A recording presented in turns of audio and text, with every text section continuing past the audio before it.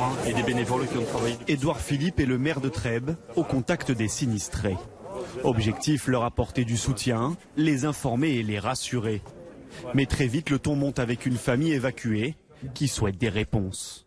Ne soyez pas inquiet, monsieur. Ouais, voilà. Hier soir non plus, on était en vigilance orange. 2 mètres de flotte dans ma baraque, vigilance orange. Vous avez une réunion, on m'a dit, à 19h30. Monsieur. Ouais, non, attendez. Non, mais moi, j'ai perdu des animaux, il y a des gens qui sont morts. On savait qu'il y avait de la flotte qui venait de la Méditerranée. Il y avait peut-être un moment à se dire, ouais, c'est peut-être dangereux parce que l'Aude, c'est pas un cours d'eau tranquille. Le Premier ministre l'assure, des équipes de secours étaient sur place dès samedi pour prévenir du risque d'inondation. On a littéralement jamais vu ça. Ça explique l'intensité et la violence du phénomène. Dans la nuit de dimanche à lundi, vers 2 h du matin, le déluge s'abat soudainement sur l'Aude. Il tombe l'équivalent de 4 mois de précipitations en à peine quelques heures. À ce moment-là, Météo France est toujours en vigilance orange.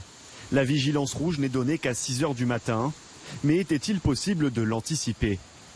Météo France avait bien annoncé un épisode pluvieux violent, mais avait prévu que l'orage se déplacerait. Dans cet épisode méditerranéen, le plus difficile à prévoir, c'est lorsqu'une cellule fait du surplace. Et ça, on ne peut le prévoir que 2-3 heures à l'avance. Donc effectivement, c'est pour ça que Météo France a placé le département de l'Aude à 6 h du matin en vigilance rouge. Ils l'ont vu à partir de 2 h du matin, au moment où la cellule, ou en tout cas le système faisait du surplace, mais c'était impossible de le prévoir 24 heures à l'avance.